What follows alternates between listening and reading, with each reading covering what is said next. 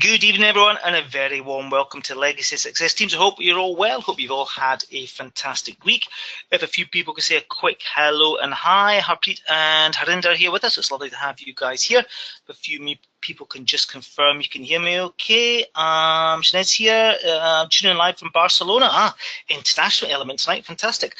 Paul's here as well, and so is Jacqueline, Joe as well. So lovely to have you here. And Remy, has anyone else come in just below the question box? So that's everyone saying hello tonight, so it's lovely to have you all here. So let's fly through the housekeeping and get on to the subjects for tonight. So it is myself here, it is Chris Cormack, and I am here in the beautiful Scottish borders, just back from, it's the February holiday for the kids, just back from a couple of days skiing up on the west coast of Scotland.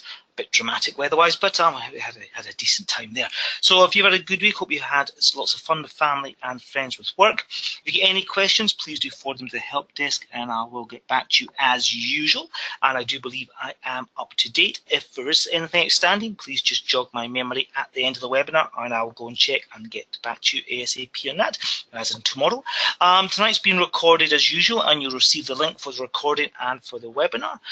So please look out for that. And of course, the helpline is 0800 should you want to speak to anybody urgently, and of course the ladies are there looking forward to helping you as best they can on 0800. All right, so we're all part of the same team, albeit in different locations. We've got different goals, obviously, wanting to do different things with property and take it to different places. But one goal we all want to have is the only way to create wealth is to help other people first. That is something that we have to focus on. And tonight's strategy, what we're looking at, is very much about helping other people at a time of need, and I'll get into that just very shortly. Later on, we'll have questions as usual, and of course, don't worry about becoming an expert overnight. We go out, we put things into action. If we're not seeing the results we want, we have to review our communication and go back forward and redo that. And of course, many different strategies across property, and we can take this where we want, as I said a second ago, but also we have to be conscious of the time we have available, and if we start spreading our effort across too many things, then it's going to be a struggle to make success of everything. So find one thing, focus on it, and do it again and again and again. So sit back, relax. If there's something to eat and drink in front of you, please do enjoy that. No one can hear you or see you munching away. Now, later on, as usual, we'll have questions, so please do look out for those. And please do pop those in. And of course, your question is important, not just to yourself, but to everyone else, because your question and my answer is going to give you further questions to follow. And of course, it could be something that you may not have thought about. So again, please do pop them in as we go along and we'll get to them as they end. So we're going to be here for approximately 90 minutes. I'm going to give you some bits and pieces to do towards the end. So please do look out for those. And again, I don't need to check them. It is down to yourself to do that and go through all that information. So what are we looking at tonight? Well, tonight we're looking at a very specific strategy, one of social housing, what it is, what it isn't, and how you can get into this straight away. Because just to tee it up for where I am with this strategy, if I could put my whole portfolio to social housing, I would, but I can't. So I'm going to explain it as we go through, explain why I would, and also explain why I can't.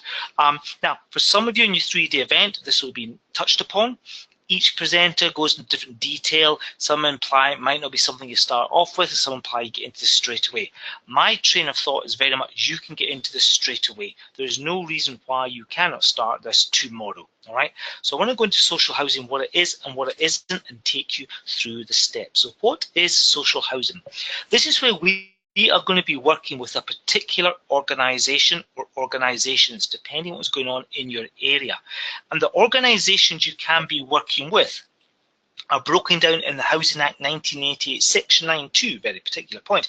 And the organisations you could be working with in this particular strategy we're talking about tonight are those of public sector housing or homes provided by housing associations and other registered social landlords. So what are these organisations? Let's just get confirmation of what we're talking about here for the rest of tonight's webinar. Public sector housing, well, that's what we call council housing, so local authority housing.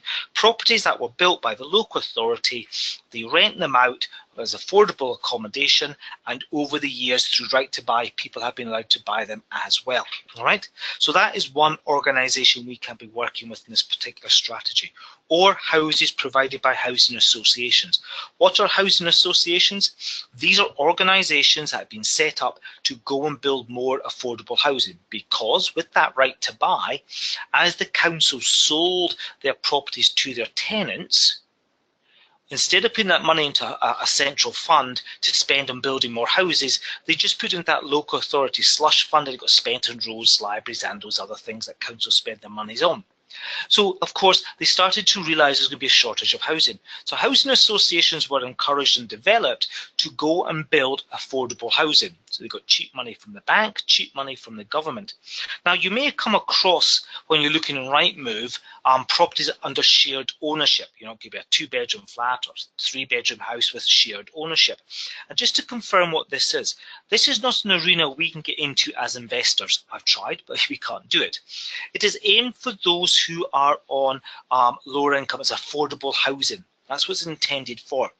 And housing associations are there to build that kind of properties. It could be houses, flats, a mix of different kinds of styles of properties, where they'll rent some of those out for affordability. They'll also sell them into market at an affordable level. But so they don't lose hold of their housing stock, they keep a percentage share. So where it is shared ownership, the person who can go get a specialist mortgage for this, they can usually own up to about 70% of the value of that property. So to make this easy, if the property is worth 100,000, shared ownership, the person would go and get a mortgage at £70,000, okay? Because they get 70% ownership. The other 30% is still owned by the housing association, and the person who's bought the 70% then pays a rent on that 30%, okay? Now, the person stayed in the property 2, 5, 10 years, whatever it is, and they now decide to move on. The housing association will then advertise that property for resale. All right, they will sell 70% ownership in that property, and if there's any capital uplift, the person who originally had the house will get a portion of that capital uplift. All right, and they move on to the next property, and this allows the property, the housing stock, still to be owned within the housing associations. All right, so that's what shared ownership is and how the housing association works. In some areas, the local council have handed over their traditional council stock to housing associations to run and manage for them. So sometimes you get that local crossover. Then we've got other registered social landlords. You do not need to become, all right, a registered social landlord to do this. And this is arena was started out in this environment where landlords with large portfolios were approached by organisations, sometimes the council, sometimes charities, saying, would you please give us your housing stock? And they had to register to do that. Okay, we don't need to do that today. Some landlords do though, especially if they're going to very specialist areas, very niche. They could have people in their accommodation that could be left the prison service. It could be teenagers who are homeless. It could be maybe a family member who's been in an abusive relationship, or it could be someone who's maybe leaving drug rehabilitation. Right? It's a very specialist arena, and that's where you do need to have a lot of experience, and you do need to be a registered social landlord. That's not what we're talking about tonight. Okay, I know some people have gone into it, but they've come back out very quickly because it can be very problematic, very, very regimented with standards and stuff. So we're not looking at that. We're really focusing on properties that we're working with the local council or the local housing association. Now, when we talk about social housing, people get confused, all right? They get confused with those people who are getting housing benefits and the kind of social housing we're talking about tonight. But what has created this market? Well, each local authority has got a duty of care. So for example, if my world fell apart tonight and I literally had no money in the bank and a bag of clothes and I jumped on a bus or a train and I went to Newcastle, if I walked into the Newcastle council office in the morning and said, I've got nowhere to stay, I need somewhere to stay tonight, their duty of care is to find me somewhere to stay. All right, and this is what's creating this demand. And each area's got a different demand. It could be 1, 2, 3, 4 bedroom properties, flats or houses, depending on where you are. In some areas, it's even HMOs. So this is what's creating this demand in the market for us in this particular strategy.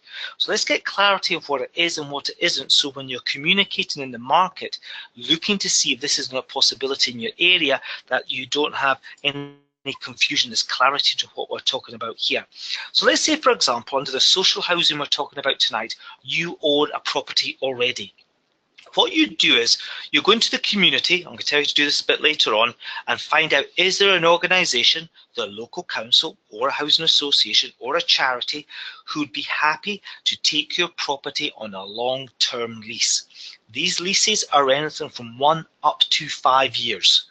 The most common are 3-year leases.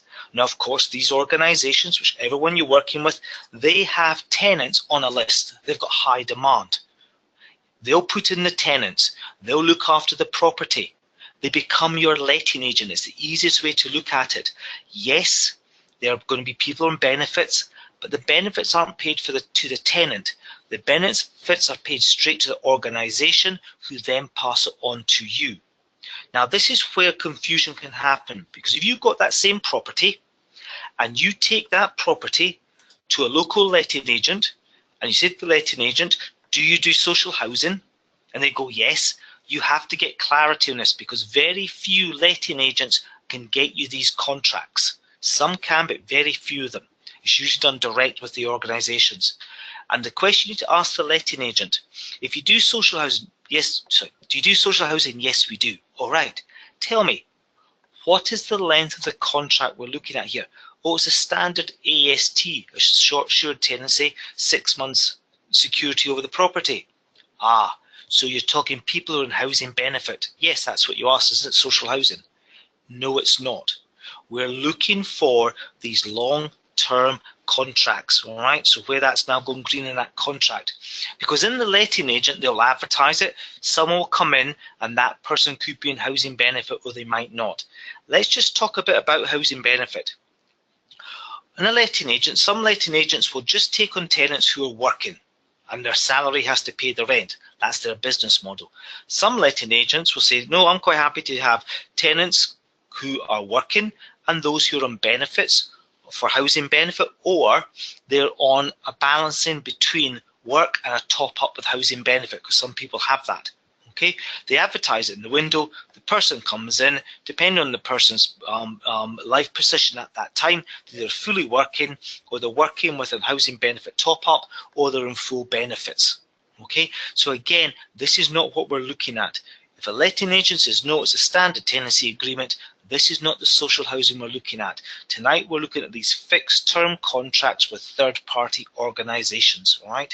And this is what you need to get clarity, because a lot of people have gone, oh, they said they did social housing, but there's a standard tenancy agreement. That's not what I thought they meant. Did you ask for clarity before you committed to it? No. Well, then don't blame the letting agent. You didn't ask the right questions. It's like everything in life, we have to ask those right questions. So what do we have to look at? Well, go and have a look at York KC. I'll send you that link, York University.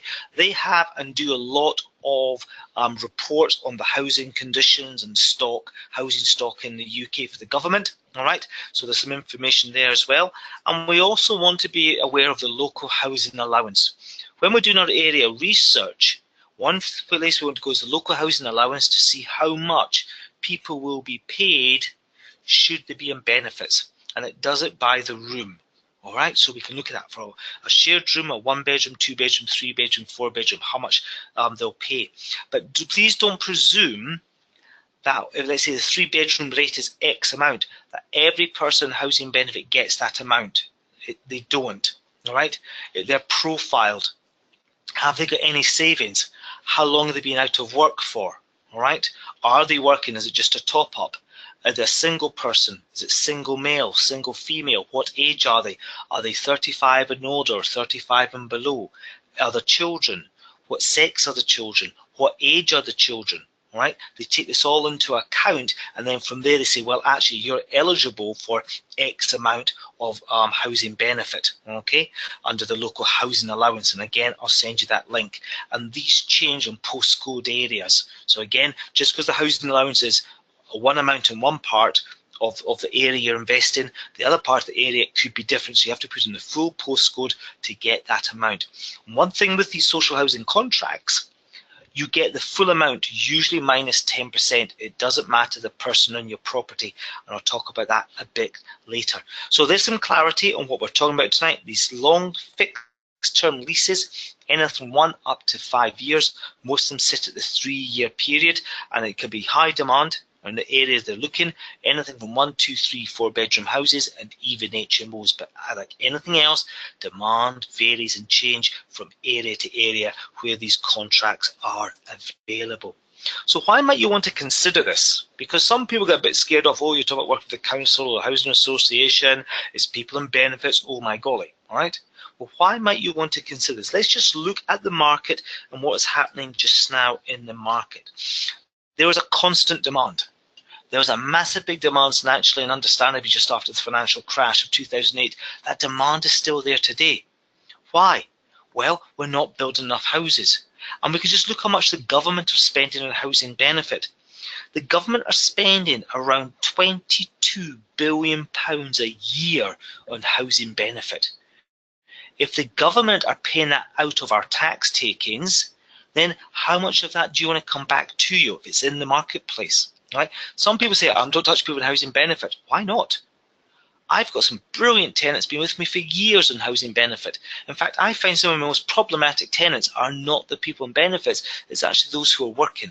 So again, don't be put off by this, right? Absorb it and see what's in the market. We've also got about 1.8 million families needing homes. That's families. Right? It's mum, dad and kids, or mum and kids, or dad and kids, whatever combination is, needing homes. We're not talking about the single person, male, female, over or under 35. We're not talking about couples. We're not talking about the segments of society we don't even hear about. You know, we've got that segment of society that we call couch surfers. They'll go and spend 2 or 3 nights with an aunt and uncle. They'll then spend a night with a friend. They'll go and spend another night with a cousin. Then go spend another night with a brother or sister, whatever their routine is. And all they're doing is walking between these houses and sleeping on people's couches. And sadly, there's a mass market with that, right? They need accommodation, and it's getting bigger and bigger. Our population is increasing. Yes, we've got the baby boomers, all right, who are going through just now. By 2020, be more people over the age of 65 than any other age in the UK. Tonight, sit and think about that and how that's going to impact the British economy, how it's going to impact life in general. If we've got more people over 65 than any other age, there's a high chance things are going to slow down, all right? Think about that. Okay, if we think there's pressures just now in the National Health Service, just wait till that population starts getting older.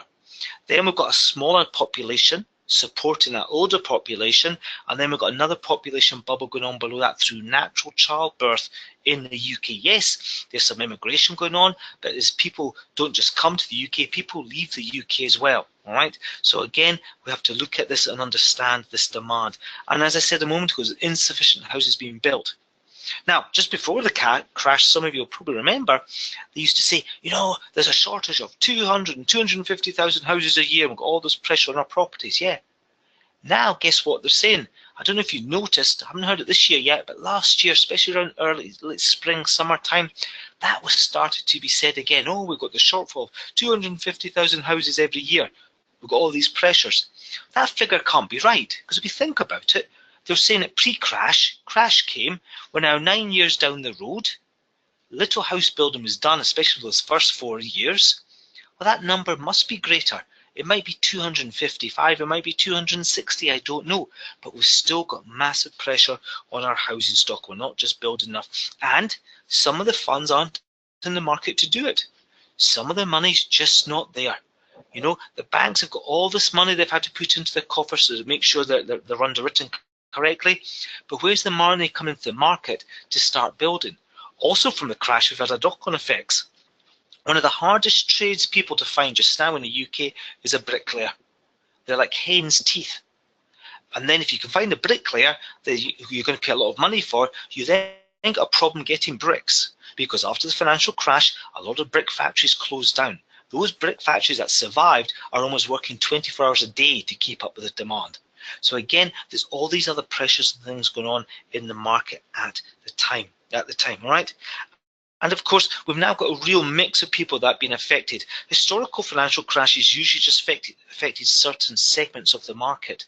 But the crash of 2008, it infected all different levels of the market with that. And it's just not the financial crash. You know, it's just the world we live in today. You know, it might be somebody who's been caring for an elderly member of the family and they've sadly passed away. And where they thought, well, actually, I've got the house. In actual fact, they're having to sell the house for the inheritance for other family members or to pay for medical care, or whatever it might be. We've got all these things going on in the world around us that we have to take into account. And yeah, I believe we've got a moral obligation to help these people. A lot of the time, if it's people who are getting into financial problems because they can't afford the mortgage, it's not necessarily because they're spending too much money on bits and pieces. It could be a case of they've gone into work and they've lost their job, or they've gone into work and the hours have been downsized. A lot of the people we're helping with this strategy is of no fault of their own that they're in that position. And we're in that position to give them good quality housing to enable them to get their lives back on track. And this demand, as I said, is getting bigger and bigger. Lower cost base. And this works on two different sides. It's a lower cost base for the organisations we work for. As I said, that duty of care. If someone walks into a council office, all right, and it's usually the homeless office. Now, I mentioned homeless because that's the office you're going to be working with in this scenario. I'm not talking the old man with the big beard and the overcoat pushing the trolley full of plastic bags. We're not talking that. They go into hostels. We're talking people who, for whatever reason, have got into an issue and they need help. It could be a mother of two children. Now, if they walk into the office and the local authority look, oh, got no accommodation, but here, okay, here's the address of a local hotel or a local bed and breakfast, you can guarantee it's not going to have too many tourist board rosettes, is it? It's not going to be the Ritz. It's not going to be the Savoy. It's going to be some little small family-run back street hotel or bed and breakfast. And that might not be conducive for life to get back on track. You know, the mum and the two kids, what they're going to get? They'll probably get a twin room. They'll get a TV stuck to the wall. If they're lucky, they might get a hand basin in the room. They've got a wardrobe that's probably falling apart, 2 beds. They're going to share a bathroom with whoever else is there. And who else is there? Are they really going to know? Of course they're not. Now, for one night, that might be sufficient. But if that goes on for night after night, week after week, how do you get your family's life back on track? There's nowhere to cook. You're crammed up in one room. There's no social space. You're sharing facilities. That just doesn't help people get their life back on track. And these places are expensive over time. And of course, if that's the situation, there could be more requirements and further resources from the local authority. There could be social workers involved, health workers involved. And that might not just be for that period, it might be for the children's life ahead of them. So again, it can be a lower cost base with us, the landlords. And then for the landlords, yes, we're not necessarily looking at the properties at the top end of the market. We're definitely not looking at the properties at the bottom of the market. There are standards that we have to keep to, and we're given the guidance by the organisations that we look for. We've got less fees, let's explain in just a minute. There might be grants to help with refurbs and adding facilities. Okay, so again, there are lower costs to us. And with some of those lower costs, it actually gives us cash flow advantage. All right, because what do we have? We've got guaranteed rent for 1 to 5 year, 3-year contract, guaranteed rent for 3 years. We've got that fixed time period, that fixed tenor with our tenants within that property. So that means we don't have any voids, which means we've got no recurring fees. All right, which means no voids. We've got no mortgages to pay without rent to cover it. We've got no council tax on empty property. We've got no maintenance or little to no maintenance. And we're going to get the full LHA rate, local housing allowance rate, for the housing benefit tenants. and it doesn't matter on their profile. They pay it to what number of rooms are in that property, usually minus 10% for administration charge. So again, you know exactly what you're getting money-wise with that, so it gives us greater cash flow. Recession proofing. It doesn't matter what the economy is doing because the government are paying the rent. As yet, I haven't heard of the British government bouncing a cheque. It may happen, but as yet they haven't done it. If they're paying out £22 billion a year in housing benefit, that money, what portion of that money is coming to you directly, all right? And again, month in, month out, it doesn't happen. What goes on in the economy in the area where you're investing? It helps secure your capital growth, all right? If you've got a contract for 3 years, and you've got the guaranteed income, why are you going to sell? And then they come back to you and you re-sign for another 3 years, why are you going to sell? Because we're not here like the amateur investor. Oh, you buy an investment property, we're not really there to make money every month, we'll hold the property for 2-3 years, then we'll sell, we'll make our capital growth, ha ha ha, aren't we clever? No, because most of that doesn't happen. That's a fancy world investment. We're here to make cash flow, and this secures our cash flow, and those 3, 6, 9 years of making cash flow, because we're in the property market, guess what? We're going to get some form of capital growth. Yes, I know there's certain areas that the capital growth is not brilliant. There are some areas in the UK where property values are just getting back to where they were prior to the crash. Now, for some of you in those large metropolitan areas in the UK, going, where are those areas? All right, but there's still areas in the UK where you can look on sold house prices and you can go and look to see what things were selling for 07, 08, and then look what they're selling for today in good condition, and some of them are considerably 5, 6 to 10 grand below to what they're selling then. Yes, in your city centre Manchester, city centre Edinburgh, city centres London, you don't see that, but in the smaller towns you see that. All right, so again, there's still going to be some growth, but this secures that growth. But because our focus is on cash flow, it also secures that as well. And this one is my favorite, lifestyle option. All right, now for some of you, we're going, how's that Chris's favorite? It's my favorite simply because this is so hands off. All right, I do not hear from the organizations I have my contracts with. I hear once a month, cha-ching, the money good in the bank account, and that's it. Every year, I get an email asking to prove my new buildings insurance. I get that. Every year, I get an email saying, here's your landlord gas safety done. That's fantastic. And then every 2.5 years, I get emails saying, we'd like to renew the contract. That's it. Otherwise, I hear nothing. Periodically, I get emails from letting agents, all right? I know I got a couple of emails today about a couple of things going on in properties I had to respond to. I don't get that with my contracts. It's a bit like, you know, if you go and buy 1,000 Shell Oil shares tomorrow, you get a nice certificate sent to you by your broker, your stockbroker. They send that certificate, and what can you do with it? Well, you can't do anything. You can periodically look on the stock exchange and see how Shell are doing and see if your money's going up. And then you go, right, actually, I'm going to sell it now to make my money. Bang, you sell it and you get the money. You've got no influence. It's exactly the same here. It's hands off. You hand over under the contract. They look after everything. It's superb.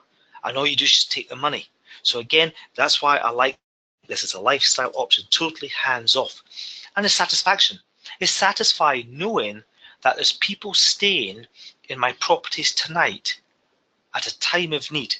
Now, the thing is, I don't know if there are people staying in my properties tonight that have got my contracts, because they use it for emergency housing, and someone might be there for a night. It might lie empty for the week. Someone might go in for 3 months. It might lie empty for a night. Then someone goes in for a year. I just don't know, but I still get paid. From the moment the contract's signed to the day they decide to turn the property back to me, I get paid if someone is there or not. So it's satisfying knowing I'm helping these people at a time of need. So where do we find these opportunities? And this is where it's a bit of a legacy family strategy. Anyone can do this, but a lot of people aren't prepared to do the work to find out. But but golly, it's worth it to go and do that, because you have to dig around, because the offices don't have big flags or neon signs going, landlords, we'll give you fixed term leases on your properties, bring them here. You have to go digging around for them, and this is where you need the tenacity. You need to beaver about and ask questions and prod here and prod there. Best place to go and look is the local authority website. Okay, that Old Hood link at the bottom of the Old Hood website, I'll send that to you, all right, so that you have it. And it's a global website, which for the UK shows a picture of the UK. You click on the country you want within the UK, and then breaks it down to all the different council regions. You click on that and off you go. Now naturally you know the area you're looking to invest in, but you know there might be some areas go, is that North Yorkshire, South Yorkshire, Lancashire, I'm not quite sure. If you click on it, it'll take you straight there. Go to that website. When you go to the local council website, you're going to the property section and looking for, there should be a section for private residents and landlords. Click on that and go and look to see if there's any information offering you long-term leases for landlords. Now, unfortunately, there is not a central database telling you all the organisations that offer this. Unfortunately, there's no standard terminology that they all use. They all use their different abbreviations, and sometimes websites aren't that updated that frequently. So with that, all right, we need to make sure that we're getting right to the answer. So if you go for a look on the internet, on the website, that local authority website, please, if you don't see anything, don't think they don't do it. Pick up the phone. Speak to the person who's the housing officer who works with the private landlords, all right, okay? And then just ask them some questions. And this is where you need to have some tenacity. Because if you say to this person, hi, I'm wondering, do you as a local authority offer any long-term leases for landlords properties, let's say anything up to 1, 3 or 5 years? If they say, no, we don't, most people go, okay, thanks, they don't do it.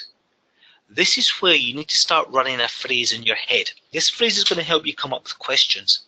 And the phrase is, what do they mean by that?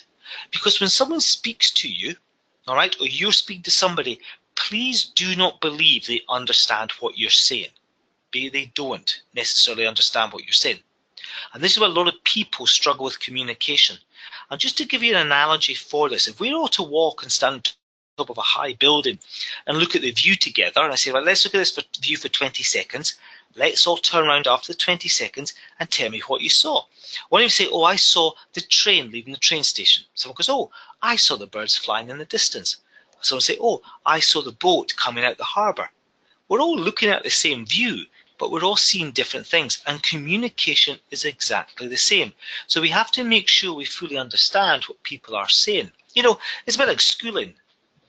When you're at school, there's certain teachers you look forward to being in their class. There's other teachers you didn't. And the reason being is because how they communicated. The teacher you got on with, you understood their form of communication. While the teacher you didn't look forward to being in their class, what they were saying was gobbledygook to you. You didn't understand what they were saying because the way they were communicating. There was other people in your class who understood them, so they liked that teacher. And you go, but why do you like the teacher? They're an idiot. Oh no, I think they're really good, because they understood the way they communicated. And this is a fundamental flaw we have in our education system. You know, when the boys, when they first went to primary school, the first class they're in, both of them were in a big class, so 60 in the class. And most people go, what? But in that class of 60, there was 3 teachers. All the other parents around us thought, oh, this is ridiculous. Why they got 3 teachers in the class? And me and Roz going, this is great. And everyone's going, are you too mad? No, this is great. Let me explain why. Because if there's 3 teachers, it means our boys will communicate with one of those teachers. It won't be with all 3 of them. It might be with 2 of them or just with one of them. It means they won't have lost years. Now, as it happens, as other years have gone on where they've got 1 teacher, you know, some years have been a bit more of a struggle than others because they haven't fully understood to communicate. And this is where you have to use this phrase. What do they mean by that? If I ever meet you and you throw me a question and I come back to you with a question, it means I want to determine exactly what you mean. And I do this all the time. I've done it for years. You know, when Rose and I go out, and she's used to it now, but when I was doing this, she's going, gosh, there's someone else you interrogated. All right, no, I'm just making sure I understand what they're saying to build that relationship. Also is using a technique I learned in a book, How to Win Friends and Influence People. One big thing I got out of that book was be more interested in others than they're interested in you. In other words, always find out. And I know people will walk away from me and some say, oh, well, what is it Chris does? Oh, I don't know. I never got around to asking him. Because I'm always asking them questions, drilling down. Because one, it makes you understand what they're saying, but two, it's also making me more interested in them than they are in me. So it's built a relationship. And I use this phrase, what do they mean by that? And I go right back. Okay, so how do I come onto this bit of communication in this phrase? Here's the example. So I phone up the housing officer, say, hi, listen, I've looked on the website, I can't see anything there. I was wondering, as a local authority, do you offer landlords any long-term fixed leases, anything from 1 up to 5 years? Is that something, a service that you offer? Are you looking for properties from the private sector? No, we're not. Okay, what do they mean by that? Okay, is it something you've ever offered in the past? No, it's not. Or maybe yes, it is. Oh, yes. What is it you offered? Why did you stop? Okay, another form of communication. And they say, no, it's not. Okay. Is it something you're thinking about offering in the future? Yes, it is. Chat, chat, chat. No, it's not. All right. Are you aware of any other organisation in the area, like charities, churches that maybe look for properties from the private sector? Yes or no, a different form of communication. And then my last question on that would be, listen, you might not do it, maybe nobody in the area that you're aware of, but are you aware of any of your other colleagues that work with other local councils or local authorities that offer these kind of contracts? Well, actually, yes, if you speak to Sally at such and such, they offer it.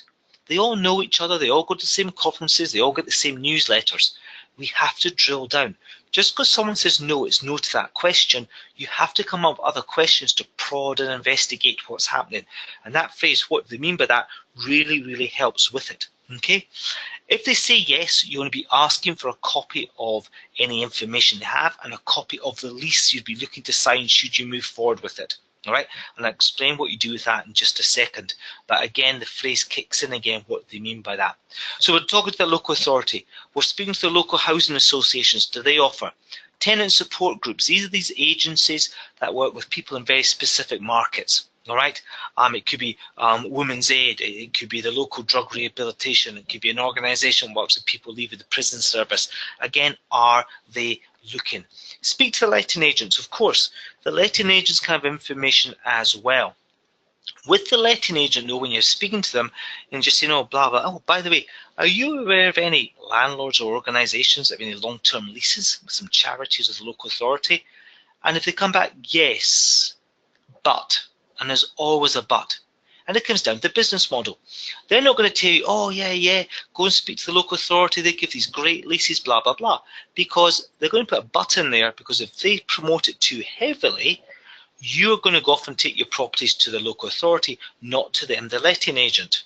Okay, so listen to the but. Oh, but be careful. I've got this landlord, but he had all these problems and she had all these issues, blah, blah. Or there's another landlord I heard about, blah, blah, blah.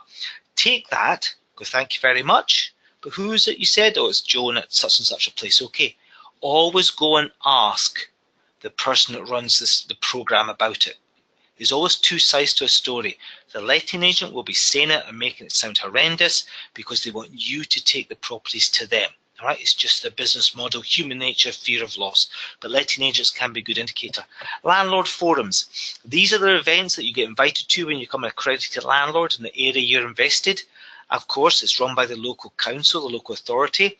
They'll have people there from housing benefit, right, from council tax, environmental health. They'll all be there giving you updates of what's happening. And yes, if they've got a scheme running or one about to start or one about to finish, they'll be giving you all the information on that. And of course, it's not just the local authority people there, there's other landlords who could be doing different niches. So again, it's asking those questions. And just property network events, just ask, you know, are you aware of any landlords in the room who are maybe getting fixed term leases with any organisations, anything from 1 up to 5 years? Actually, Judy over there, I know she does some stuff. All right, thanks very much. Okay, we've got to ask. We're going to chuck the seeds of inquisitive seeds out there to see what germinates. Because if you go looking for it, you can find it. As I said, you generally have to dig for this stuff. It's not that obvious. So what happens if we do find a route into this? What do we need to do?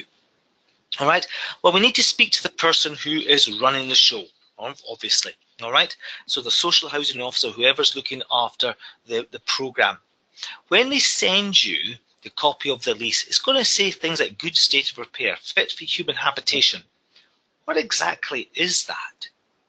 When you start getting involved with your own business, and those who've got are already, you'll understand. You look in the legislation. Legislation is written by government that's very open-ended. It's all down to interpretation. So it's how people read it. Because good state of repair, I can show you a picture of a property, all right? And I can say to you, is that good state of repair? And some of you go, oh yeah, that's great condition. And some of you go, I wouldn't even let my dog live in that, because they've all got different opinions. So what is good state of repair? So this is why we want a copy of the lease you're going to sign. Because when you're reading that lease prior to the meeting and you're using the phrase in your head, what do they mean by that? Questions start to flow from your pen. Use this everywhere, at work. You know, if you get a new contract at work, or there's a new project, or you're getting a new, so if there's a new project and this is the criteria of it, start using that phrase. What do they mean by that? And start coming up with questions, all right? And start pushing the boundaries of what's actually happening. And that phrase is really good for that. So you start getting these questions together. So we're going to go in and have a meeting with the social housing officer. They are very open to having a meeting with you because they need properties. So how does the meeting go? Well, of course, we're going to thank them for meeting us, etc. All right, and then we want to find out what kind of properties are in demand and where, which areas. Okay, because this is finding out what our focus. So, okay, so look, thanks for meeting me. First of all, I'd like to understand what kinds of properties are you looking for? Oh, we're looking for 2-bed properties. All right. Okay, 2-bed properties, fantastic. Which area? Oh, we're looking for in this area, that area. All right. So you run out, you buy a 2-bed flat. You take it to them and you say, here's the 2-bed flat. No, it's 2-bed houses. Oh, but you said 2-bed properties. I thought you meant flats. No, I meant houses. So again, it comes back to what do you mean by that? If someone says a 2-bed property, you have to ask, when you say a 2-bed property, is it a 2-bed flat or is it a 2-bed house? 2-bed house. Is it a terraced, a semi, or detached? Is there any specific you're looking for? Oh, we don't mind. We don't mind if it's a terraced, semi, or detached. Great, now you know. Because you have to have, because if you go and buy that property, take it to them and say, no, that's not what we meant. You cannot blame them. You can only blame yourself because you have not asked the right questions to determine exactly what you have to go out looking for. And then area, which area are you looking for these? We're just looking for in this area and that area. Okay, do you mind me asking why? Well, we used to look in all the areas, but we've fulfilled our requirements around there. Okay, within those areas, how many are you looking for? Well, we have a list. Is that done by street or postcode? It's done by postcode. All right. When you have a list, how many are you still looking for? Oh, we're looking for another 10. Another 10. Okay. How many have you got coming through pipeline? Oh, you've got 7. So you're only looking for 3 more. Maybe not much of an opportunity there. If you say, well, actually, we're looking for an infinite amount, we just can't get enough. Great. Okay. That's all right. On those 2-bedroom properties, houses or flats, whatever they are you looking for 1-bedroom flats? Well, we were, but we're not now. Oh, yes, we are in this part of town. What about 3, 4-bed properties? Ask. Why? What's the definition? We also want to know what are the criteria. Is there a financial limitation of how much stock they take? Is it infinite or is it a number of properties? They all do it slightly differently. Right, and this is the thing, there's not one criteria for this. You have to find out how they do it. And even within an area, you can work with the local council, you can work with the housing association. They're going to have different criteria depending on the clientele that they are working with. And it's our job to go find out what that is and what it is. Also find out, let's say, for example, in this postcode, which is 1 street, you're looking for 1. Why just 1? And sometimes they'll use a phrase, it's a phrase I hate.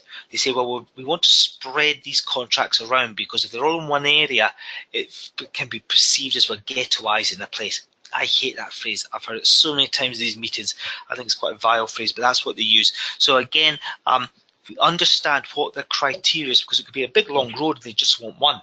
Understand it and find out what that is. Then we get into more detail of what they're looking for in the property, all right? Now, when I find your property and bring it to you, what are you looking for? Are you looking for it furnished or unfurnished? Unfurnished, fantastic.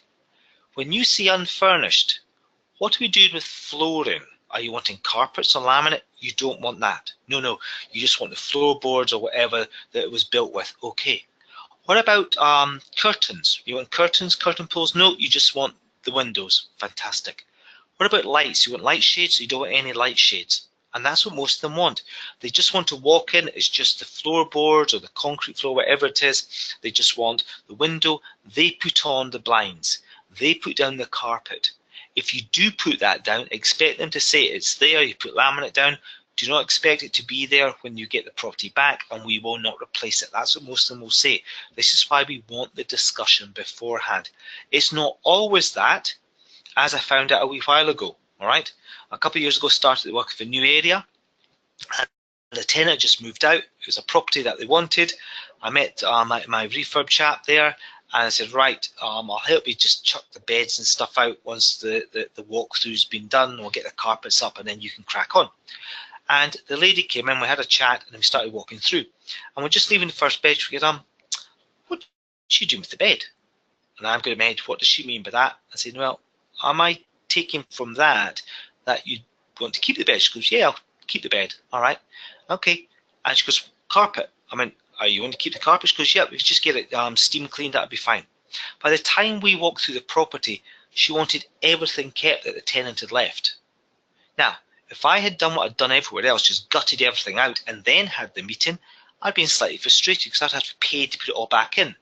So find out what they want before you commit to taking any action on the property. I'll talk about the process with that in just a second.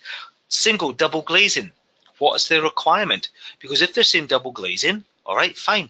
Look for properties with double glazing. But I'd also ask, if you're looking specifically for double glazing, if I was to find out an ideal property, it didn't have double glazing just now, are there any grants available to help to put the double glazing in?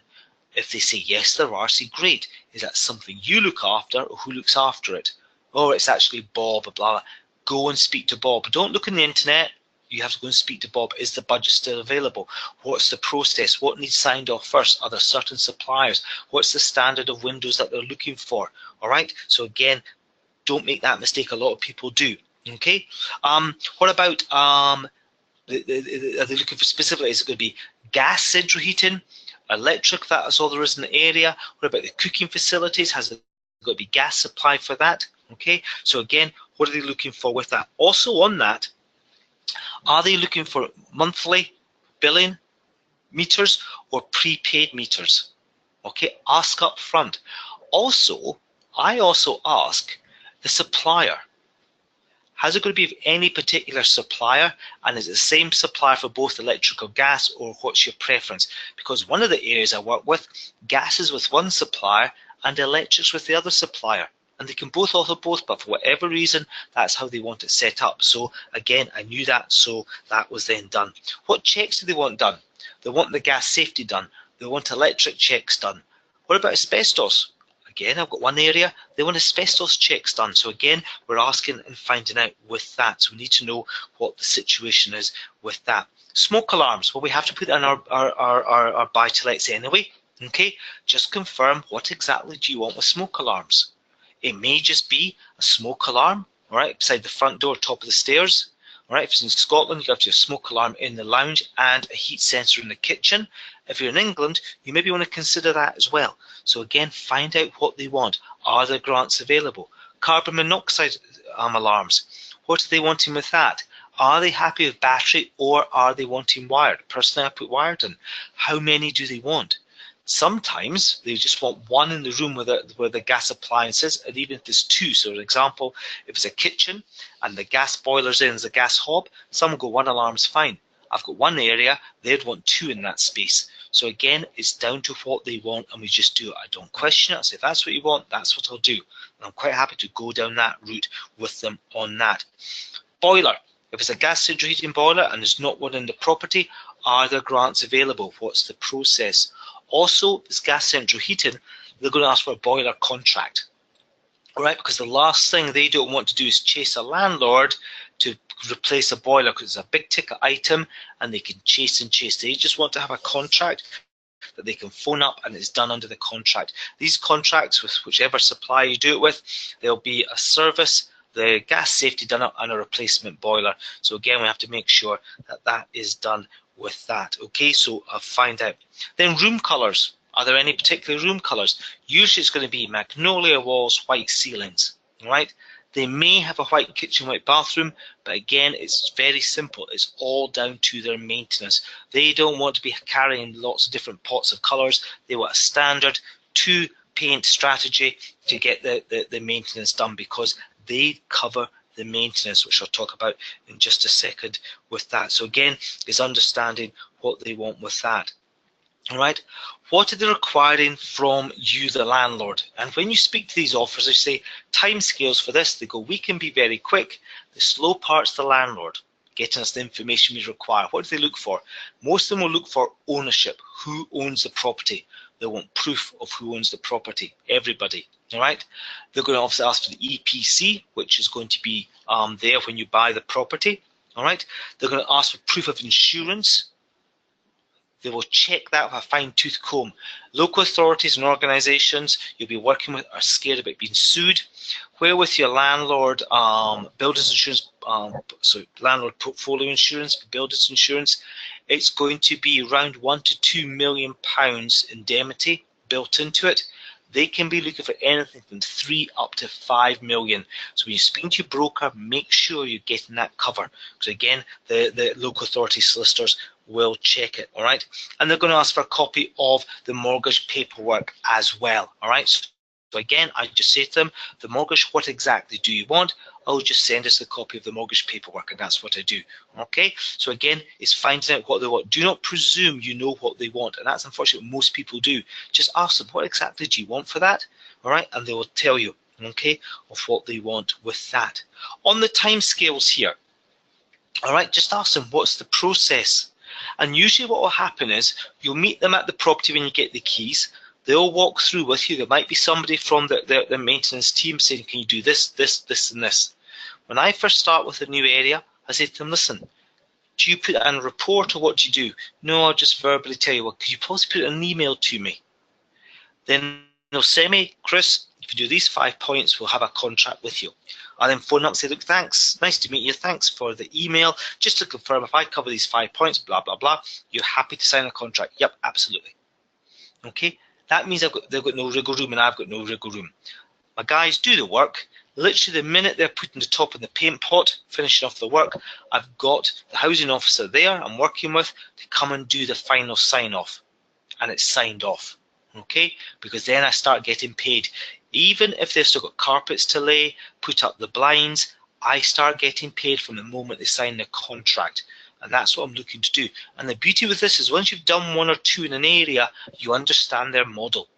And you can literally get the keys, put the refurb team in, and the first time the officers walk into that property, they're bringing their contracts and you're signing there on the dot. Now, naturally, one of the things you want to do before the stage, when you're first working with a local authority, is have the contract read by a solicitor and just say something different to the solicitor. Because most people walk in, can you read this and make sure I'm covered? I don't. I walk and say, listen, can you read this and make sure that such and such organisation I'm signing this with are covered, and I'm covered as well, because if they're covered, I'm covered. All right? I just look at the world slightly differently. I look at the world, if I make sure someone else is looked after and I can help them, I get looked after as well. Okay? I'm not always looking out to protect me, I'm looking out to protect them as well, because it's also my property and the kids' future as well. So again, just slightly different positioning on that. I also ask them, what's the process? Should in 3 years' time, we're looking to renew it or return it to me, what's the 2 processes with that? Okay, so I ask them that as well, and they'll explain that. And usually it's a case we'll contact you 2.5 years in. If we're looking to renew it, then we will return the property to you at that time. Sorry, we'll send you the paperwork for you to re-sign. We'll renew it automatically, or we'll return it to you. These leases are they're modern leases. Okay, they've got break clauses. If they want to return the property to you, they can give you 2 months notice. Well, the ones I sign have this. And if I want my property back, I give them 2 months notice. Okay, very, very adaptable leases with that. On the maintenance, most organizations cover the maintenance. All right, apart from the boiler breaking down. but I want to understand what is their expectation of fair wear and tear, because it's going to have fair wear and tear in the lease. So my conversation goes like this when I first start working. Listen, on this fair wear, obviously after 3 years, fair wear and tear can be quite different to after 6 months. So for example, if someone had moved a chair from this room and as they're going through the door, and there's a little grey mark on the wall, sorry, excuse me, I don't know where that sneeze came from, excuse me. There's a wee grey mark on the door. Fair wear and tear? Yes, and I think Mr. Cormack, you agree with that? Yeah, I would. What would happen if it was wallpaper and it ripped it and it'd be a good a couple of inches long? Oh no, that's damage, we'll fix that. Great. What would happen if the leg burst the plasterboard? Oh no, that's malicious damage, we'll fix that. Great. I've now got an idea of where they are. I then say something like this. What would happen if something came from outside in, no, sorry, from inside out through the window? What about that? Oh, no, that's malicious damage. We'll pay for that window to be fixed. Okay. What about from the outside in? Well, that'd be you. But if there's proof it was someone that lived in the property or there's an issue with the neighbour, then we'd pay that. Great. If there's a storm or a tree came down in the branch of the window, I think you'd agree, Mr. Cormack, that's your building insurance. Great. I'm fine with that. To me, that's enough prodding and pressing to find out where they are. I'll have that conversation with them because I want them to understand, and I want to understand them, that I'm not just going to be their only landlord. I'm someone who wants to work with them and understand where we stand, where these lines are. Because most people don't ask, they just presume. And I do not live in a world of presumption. I can't. As an entrepreneur, I need to know as close to as possible what that situation is. So I'll always ask these questions around that. So that's kind of conversation that you're going to have with the social housing officers to dig and prod to find out what the situation is.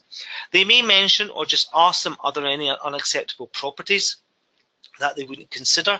So potentially properties above shops. It depends where you are in the country. In Scotland, we've got lots of properties above shops, but they don't say no to them. So again, it can be area specific. We can understand next to a social club, who wants, you know, a nightclub rolling out at 3 in the morning, waking everybody up? That's just not conducive to a night's sleep for a family who's maybe just looking to get settled in.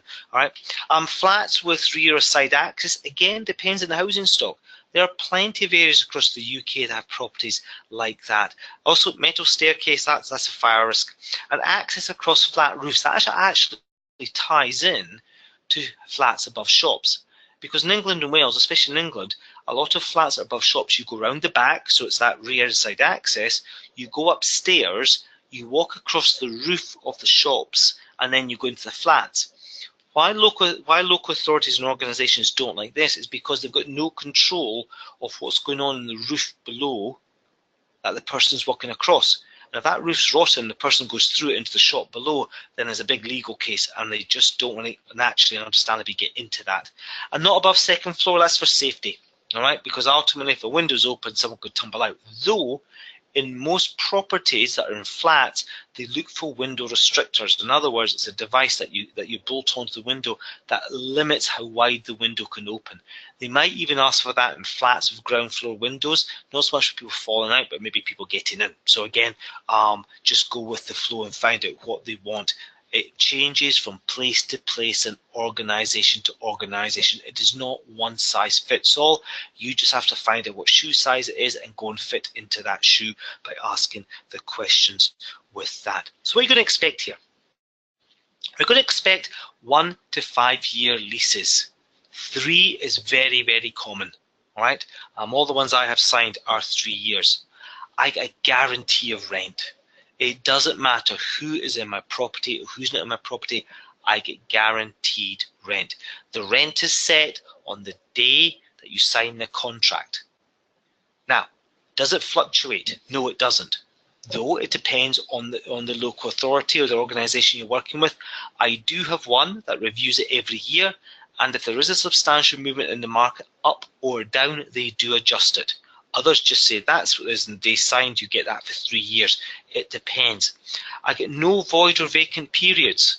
All right, so today I was down at a flat with the roofer. As a property that's not a tenant in at the moment, doing some work on it. I was down there because we had some water ingress with the winter we've had. So I was down looking at that today with the roofer. Okay. Now I get no, so I've got a void period there just now. Well, under these contracts, it wouldn't have a void period, and also the maintenance would be done by these contracts. All right, unless it's a significant roof issue, not that this is, but again, they would get covered by that. Now, I just want to pause here for a second because I want to speak about something I call the sum. And the sum was put to me by a lady who actually gave me the opportunity to go into this market, because Legacy didn't teach me this. I came across this, and Legacy teach it now, but I came across this through this lady. And it was a lady that used to work in a letting agent that I still use today. And I went in one time and she wasn't there. Now, I didn't ask where she'd gone or what happened because it was none of my business. But after being a letting agent, when I know she wasn't there, about 2 weeks later, I got a phone call from her. And she goes, "Hi, Chris. Hi, Lynn. How are you?" She goes, "Don't know if you know, but not there." I said, "Well, I was in about 2 weeks ago. I saw you weren't there, but none of my business." She goes, "Well, I was actually approached by the local authority and asked to come and set up their social housing contracts." I went, "Right." She goes, "What I'd like is all your housing stock, and I'll give you a 3-year lease." I went, "Okay. You got my attention now, Lynn." I said, "But let's cut the chase. What's the monthly amount?" And she said, "It's X amount." "Ah, no, Lynn, that's not anywhere near the market value. Let's just leave it. Thanks very much for the call, and thanks for considering me. But all the best." She goes, "Is it okay if I keep in touch?" I went, "Yeah, of course, no problem at all." Must have been about 3 months later, she phoned back and she said, "Chris, I want your stock." I said, "Well, how much was it?" She went, "X amount." I said, "Nah, not Lynn. I'm just not doing that." And she said, "Can I keep in touch?" Yeah. She goes, "But before I go, can we do the sum?" I said, "Look, let's just leave it." So she, as I said, keep in touch. She phoned me back within the next week and she goes, "Chris, before you say let's just leave it," and I say, "Can we keep in touch? Can you do the sum?" I said, "Well, you mentioned that. What is the sum?" And she goes, "Okay, what I want you to do is, I know looking at the amount we're going to offer you on a monthly basis is below the market rent, but take that amount, multiply it by 36 because for 3 years." Oh, okay. She goes, "Now what I want you to do is, I want you to take the monthly rental you get for the property we're looking at here from the letting agent, take off their 10%. You've also got to take off their tenant finder's fee." Okay, and I want to work worst case scenario here, Chris. So tenant finder's fee, 6 months rental minus the letting agent's fees, and then a month's void. So you've got a mortgage payment, you've got another tenant find fee, and then we're back off for another 6 months of income. Do that for 36 months and give me a call back. Even before I'd got to 36 months, I went, "Oh my golly, I'm going to make so much more money here by giving her the properties." I phoned her back, said, "How many do you want, Chris? How many do you want, Lynn?" She goes, "I want them all." I said, "Well, you can't get them all because there's tenants in." She goes, "Well, I don't need to people out. That just wouldn't be right." I said, "Well, I wouldn't do it." So I started giving her properties. And she said to me, "In the 36 months, did you put any maintenance in?" I went, "No." And she goes, "Well, as you know, in 36 months, you have to do some form of maintenance on property." I went, "Yeah." She goes, "Even if we did do maintenance, we'd cover that for you." I said, "It's even better." All right. So again, do the sum. The only place I've not seen the sum work was in London. All right. It was a UK mentorship. It was out in Greenwich, and the lady in the housing officer, I mean, she said, "I don't care how many 2-bed properties you bring me. I need them. I need them. I need them. Infinite." I know the research in the area for the mentees, the letting agents were saying, "Look, this is so buoyant. If a tenant leaves, puts in a notice, we'll have a new tenant within 2 days, blah, blah, blah, blah, blah." So we're getting that from a lot of letting agents. And when we did the sum, the mentees were going to make about £30 a month less profit by going to the social housing contracts rather than the letting agents. So on the final day, we're discussing it, what they wanted to do. But we had to take in their bigger picture, because their dream, which they've now fulfilled, was to get a 4-wheel drive, which they actually already owned, drive it down through Europe into south of Spain, ferry into North Africa, and then drive North Africa right down to South Africa. And they said, taking that into account, they said, we would rather lose £30 a month per property on profit, peace of mind, knowing that they'll look after the maintenance, look after everything, because we don't want to be somewhere in Africa where we're getting no signal and we've got a problem in a flat with a letting agent. So again, they took in the bigger picture. all right? Because we don't have the management fees, we don't have the letting fees. Do the sum before you make the mistake I did, and I just presumed I'd make more money through the letting agent. When I actually did the business sums on it, the sum, I realized I was making more money by giving them to the sourcing, the social housing officer under contract, even though on paper month to month it looked like it would be less because I was just taking the fixed amount. But when I actually did the sum, big difference. You get a guaranteed condition at the end of the lease, all right, plus some fair wear and tear. Have the discussion to understand what that is, and a secure return for your property. You got all these urban myths. Oh, I know somebody who knows somebody who knew somebody back in caveman days that they got the property back. There's a problem tenant, they couldn't get them out, blah blah blah. That's not the case. You will get your property returned to you if it is returned to you empty. I've had one returned, and that was simply because that region has stopped the budget. It was in that area for 3-bedroom flats, which this was, and returned it completely redecorated. There was a broken double socket. They replaced that for me when I pointed out to them, and also they cut off the gas. I said, "Why do you cut off the gas?" And this was in November. "Oh, there's been no one in it since August. Under the terms of the contract, we couldn't give it back to you." I went back to the contract, but yeah, they could have. They given me 2 months' notice. They could have given it back to me at the end of September, but this is the end of November. Right? So again, they do give you back the properties in a good condition. I've never had to have an argument with that, though. I've only had one returned. Okay. Well, no maintenance worries. All right. Again, it does depend who you're working with and where. There's one region I do put £450 per property into a maintenance slush fund. I've got no problem with that. It's a minuscule amount of the money that I make in that area. Again, each area is different. And no furniture or white goods. Again, it's organisation area specific. All right. As I said, all mine is usually just a clean, empty shell. They put in the carpets and all the window coverings. There's this one area though, if it's furniture and fittings, they want it. I know some areas that require furniture and fittings to be put in, so it's by doing the footwork and understanding what the requirements are with that.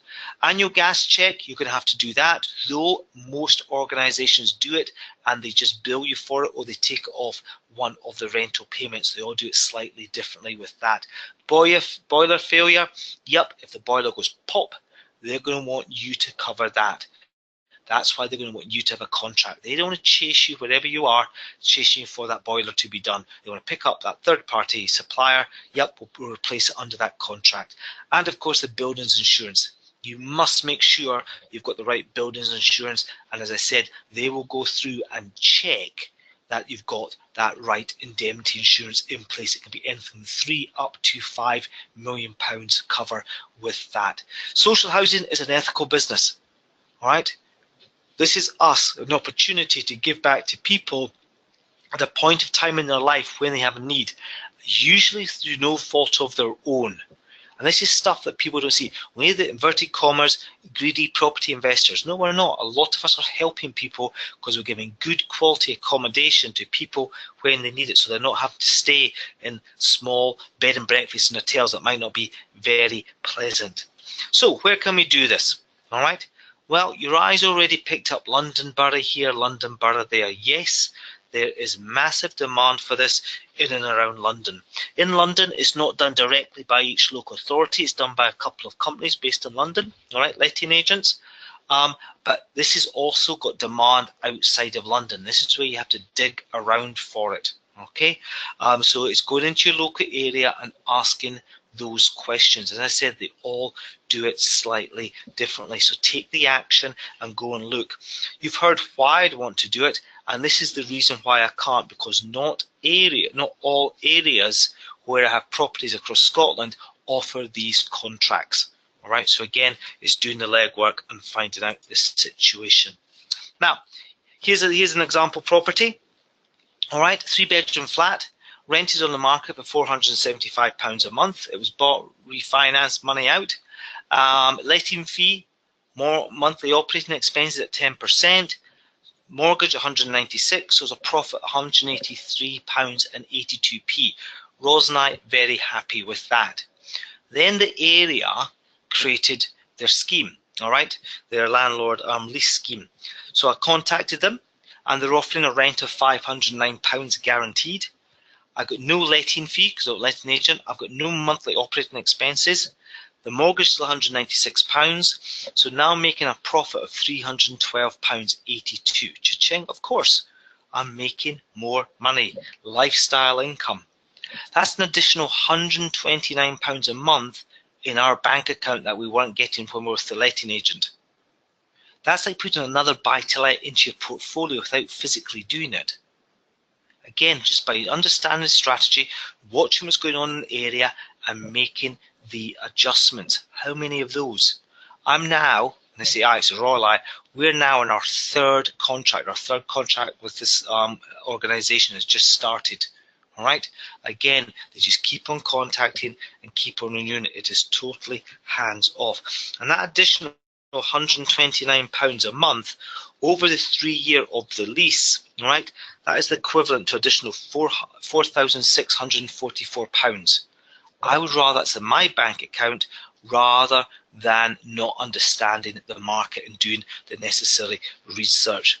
So heading towards questions, the bottom line, it's an essential service. There are people out there in need today of good quality accommodation to get their lives back on track when it's probably through no fault of their own. They're deserving tenants. It's a good business opportunity. This is why we're in it. It's a business. It creates additional cash flow and profit because it reduces our costs because they're picking those costs up. And it makes it a long-term business. It means that, you know what, peace of mind, 3, 6, 9, 12, 15 years, guaranteed income, all right? And it doesn't matter what the economy is doing in your area. It's recession-proofing it. You know, you can be in a buoyant town, there can be good tenants, all of a sudden an industry gets hit, bang, you could lose a tenant base. So again, this helps do it. Am I saying a whole portfolio of this? Not necessarily. Have a mix. Your portfolio wants to have a mix of strategies, a mix of locations. When I say locations, it could be different parts of the same town. Don't put all your properties in a couple of streets relying on 1 or 2 sources of tenants. Spread them about so you've got a good mix. Different styles of properties, houses, flats, different tenants, working, non-working. Mix it up, all right? So you're not got eggs in baskets. If this is something that interests you, speak to your local housing officer. Find out if it's available. If it is, get the lease, read it. What do they mean by that? Come up with the questions and go into the office and have a meeting. Let me just give you some feedback on one of the webinar students a couple of years ago. When he gave the question times, he said, you know what, I didn't understand this strategy when we got the 3-day event. I now got clarity. I'm excited by this. I've just got the keys to my first property. I'm going to find out if this is available. The following week, he said, Chris, I want to update you. I've got a meeting tomorrow with the social housing officer about the property. Nervous, but looking forward to it. I'll come back to you next week and tell you how it went. Well, before the next webinar, I got an email via the help desk. And as I opened it, this email's glowing. And he goes, Chris, I couldn't wait for the webinar. I just have to tell you what happened. And the long and short of the email was, he'd gone in, very nervous. He was very concerned about he was just got his first property and would they see through that. So he's sitting chatting with the gentleman about asking the questions, and he just taken down the questions from what we'd gone through a bit earlier. And he said, not long into the conversation, the gentleman speaking said, do you mind if we just stop for a second? I want to bring someone else into this conversation. And he's like, no, it's fine. But of course he's thinking, oh my gosh, what have I said wrong about? Am I in trouble here? The other gentleman came in, they started speaking a bit longer. The other gentleman said to him, listen, do you have the keys for the property we're talking about here? And he said, well, yes, I do. He said, well, can we go and see it now? He goes, well, it needs work. And the gentleman who joined the meeting from the council said, listen, I've been in properties, all shapes, sizes. I've been doing this job for a long time. It'll be nothing worse than I've seen in the past. Let's go. So they went. They walked through the property. And the gentleman from the council said, right, if you do this, this, and this property, I'll give you a 5-year lease. And he went, what? If you do this, this, and this property, I'll give you a 5-year lease. Right? I didn't know the 5-year lease is available. There's not to the general public. But I'm looking to work with a couple of hand-picked landlords, and I want them to go out and find these properties for me because my client base All right, it is older people, some learning difficulties who can live in the community. So this is not open to the public. I'm handpicking certain people I want to work with, and you're one of them. How many of these can you find for me? And that's all he does now. He just works that area looking for these properties, he hands them over for these 5-year leases. And he went in worried, thinking, I've just started, got my first buy to let, don't know what to do with it. Are they going to see that I've just started? No, because he went in, he took the action, he asked the questions, they just presumed he had a knowledge base and understanding, because most people won't do it. And he got into a very nice niche that's very good income for them. But you can only do that by taking the action. It's out there if you go and look for it. All right. So is this part of your strategy? Was it before? Is it now? If it is, great. If it's not, great. It's down to you if you want to do this or not. If so, speak to your local housing officer. Find out where the opportunities are. They may not be in your area, but they might be until you actually go and ask. Don't just look on the internet. Oh, it's not there. You need to speak to somebody. All right. View properties on what they're talking about once you've done it. If this strategy is not for you, you want to be out viewing properties. Do that desk research, all right? Go and have a look to see what it's about, all right? Okay, how are you getting on meeting your power team? How are you getting on meeting your power team partners, your builders? Have you found a joiner? Have you found a plasterer? Have you found a painter? Have you found a builder who's got all these people as part of their business? Has anyone made any offers yet? All right, because again, if we're running numbers, we can be making offers.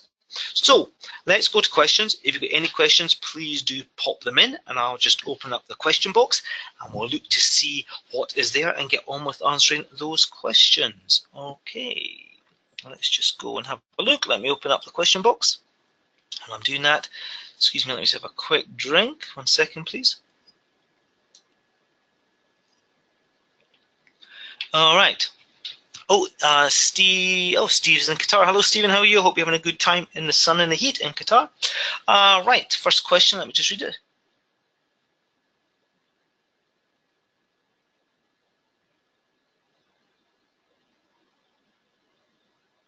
So I'm just reading this. Okay, Ewan saying, I've been quoted as high as 25% of rental income for social housing lease contract. Are they always so high compared to typical rental management contracts? Ewan, I've never heard it being quite as high as that, 25%. It must depend on the kind of organisation you're working with. But ultimately, if the figures still work for you at that rate and they're doing all the maintenance and all that, then fine. Go looking for those properties, but that is quite high.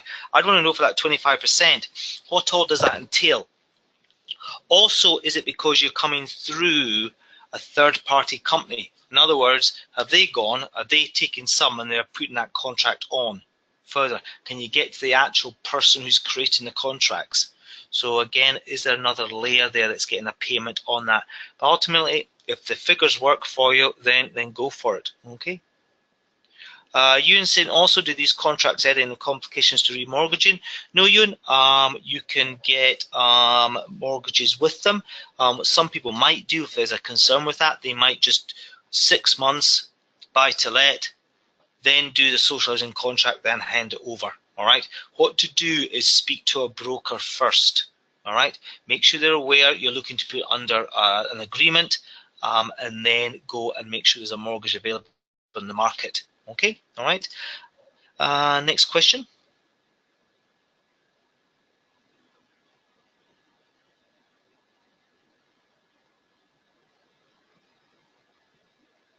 Okay, Harinda's saying, definitely agree, social housing is the way to go. However, I used to work in the council. Remember, some landlord did not receive their property back in the state they gave it.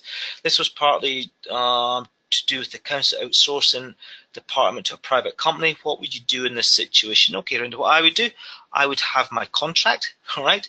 Make sure that it is there, that it goes back in the condition it was given in, all right?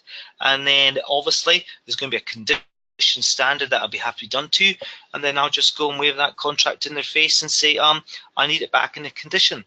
Here it is in my contract. If this doesn't happen, my solicitor will be contacting you. If it's in the contract, they're eligible to do it. Of course, it's not just companies, councils will try as well, try and brush it off. They're looking for the people who don't understand the contract and are not prepared to stand up to them. Okay, as entrepreneurs, we stand up and say, no, no, no, that's what it says, that's what I expect. All right, okay, so that's what they want to do, that's what they should have done. All right, just check that was there in the contract. Also, did they ask the question?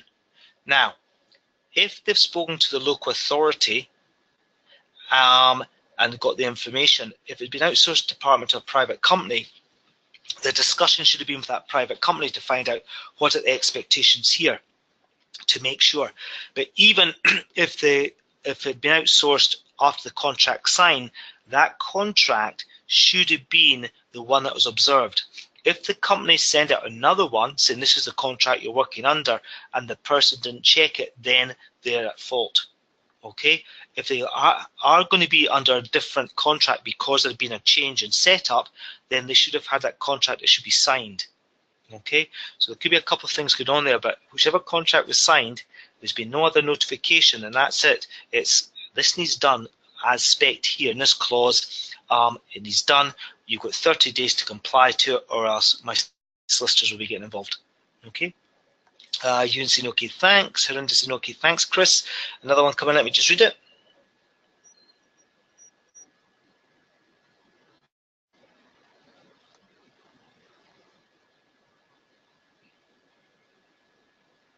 Okay, Remy is saying, I love the strategy and really want to get involved, but I don't own a property yet.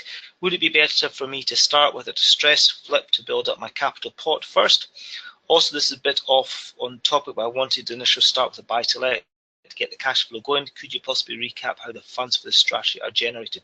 Okay, Remy, first of all, if you need to create capital to get into that buy-to-let income, then yes, do that flip first. Then when you're ready with the capital to go into a long-term investment, just think of this as a buy-to-let. But just because you're not giving it to a letting agent, you're giving it to a third-party organisation, which is a high chance it's either going to be the local council or completely gone blank there. A housing association, that's the phrase I want, a housing association. Just treat them like a letting agent, that's all they are. And this is where people, they overthink is maybe a bit strong, but they think it's more complex than that. The contracts I have are all with local councils. They're my letting agent, that's all. That's all they are. I look at them as my letting agent. They've got, instead of me having a contract with my letting agent who gets me 6-term tenancy agreements, well, that's changed in Scotland. It's just the local council is now my letting agent, but they give me a 3-year tenancy agreement. Right, that's all they are. Okay. Now, on the finance on it, you asked about refinance. Can you refinance with these social contracts in place? Yes, you can. You just got to speak to your broker. Say, listen, I'm looking to buy this property. I'll be buying it on a standard mortgage, refurbing it, modernising it. Then I'm going to be going on to a fixed term lease with the local authority for 3 years. Can you tell me, is there a mortgage broker with my profile in the market who put finance on that?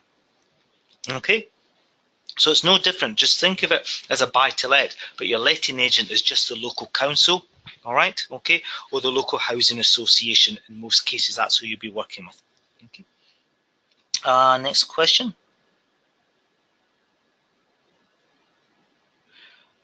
This wasn't previously part of my strategy, but it's something I'm definitely considering now. What happens if there's a breach of contract by Sinead?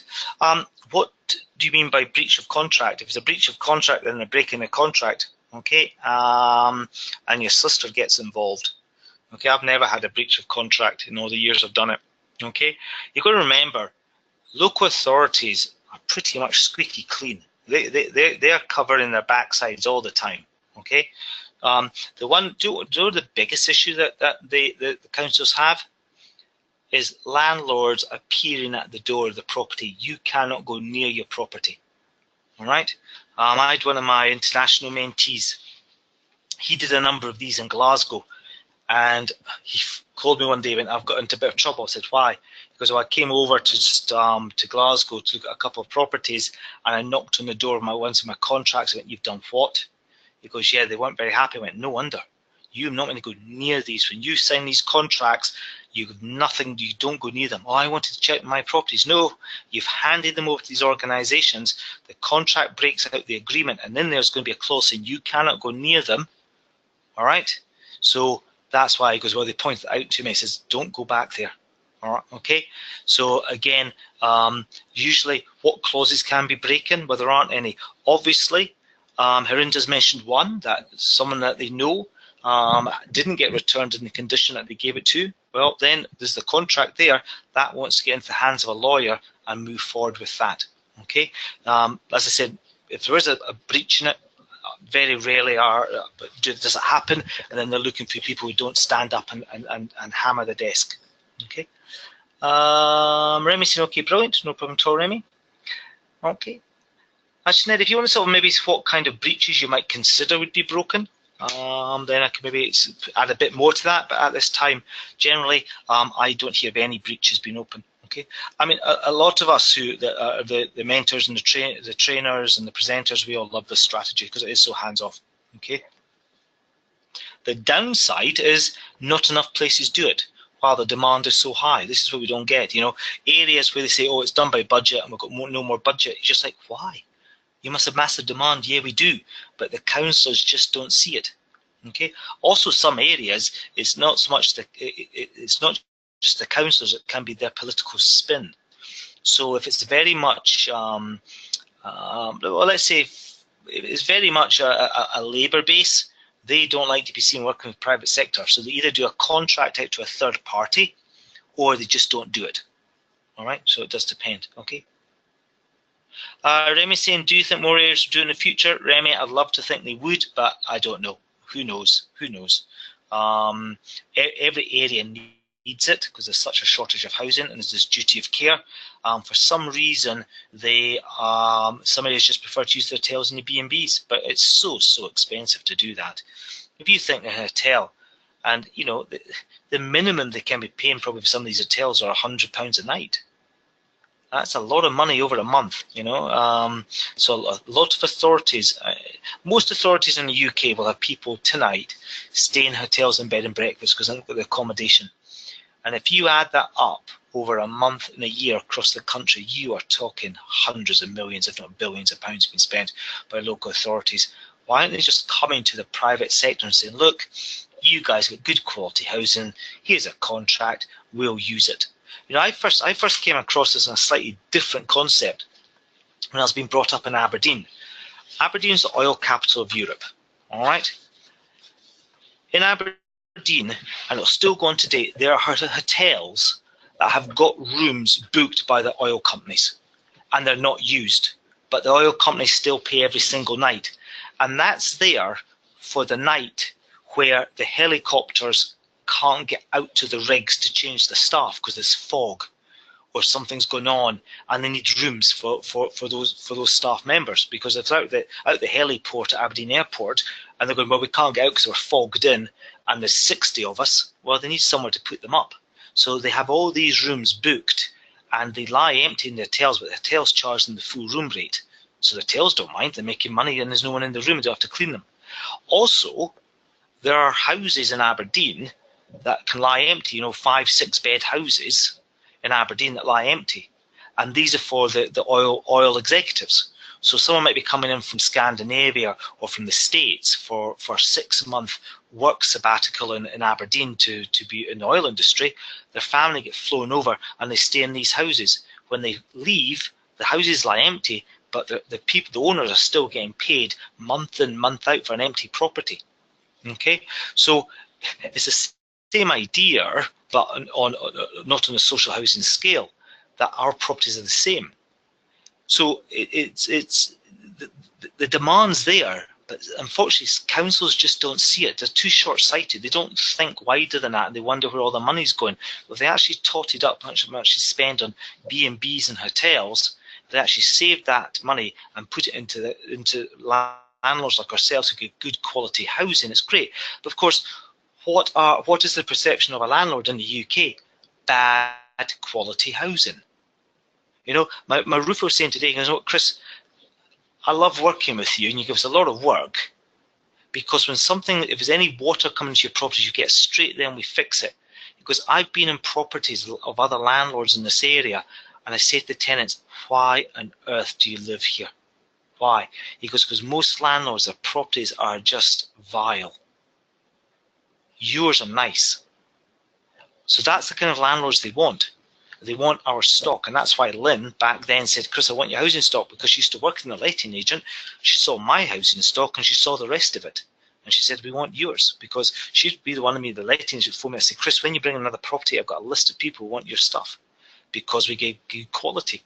All right, so it's just the way it is. Ideally, yes, love them all to be all doing it, but unfortunately some won't, and some of it is for political reasons. They just can't be seen or don't dare be seen working with the private sector, which is a shame, but it's just a mindset. All right, Little Britain in some ways. Okay, has anyone, oh, someone else popped in it, maybe I read.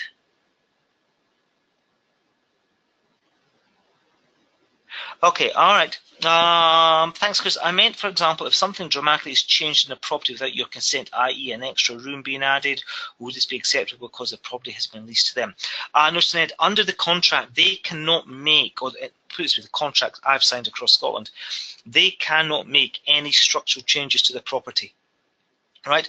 Also, with a lot of them being the local council or a housing association, they just wouldn't risk that, because you've got your buildings insurance on it, and if the building insurer has, let's say it's a 2-bedroom mid-terrace, and that's what your buildings insurance is, but they then create a 3rd bedroom and put in an ensuite, that building insurance is null and void. If something happens in that property, then they have caused that, and they'll be sued for that. So no, the contract talks about they cannot make any physical changes within that property, so no. Now, they're there with the tenants, so it's not if the tenants done it, okay?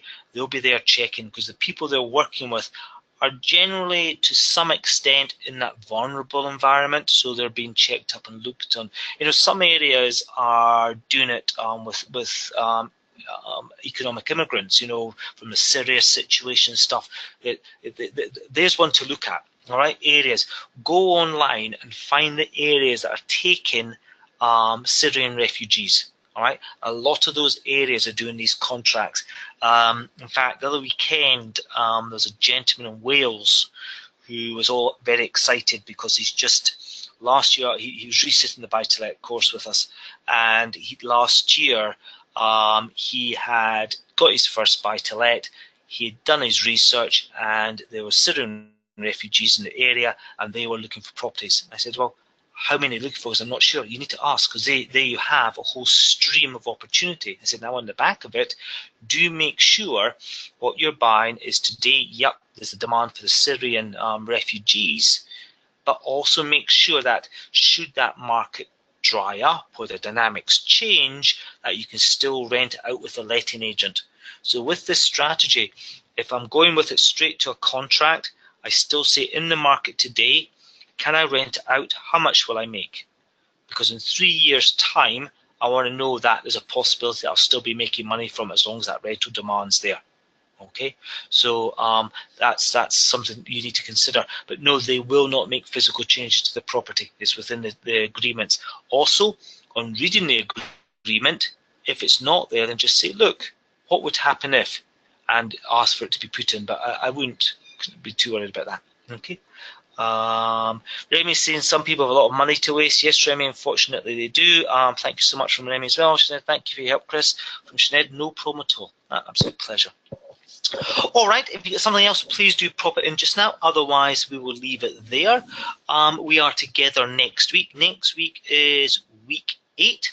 All right. No, sorry, week 7. And week 7, we are going to be talking about HMOs, houses of multiple occupation.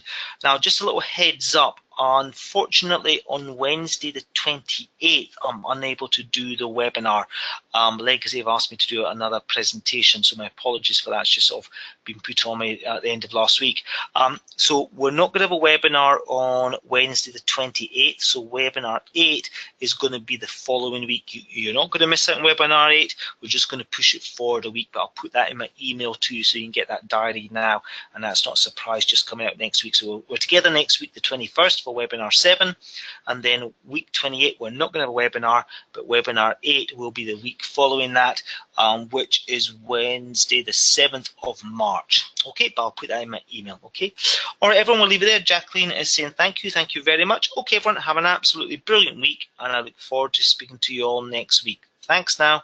Bye.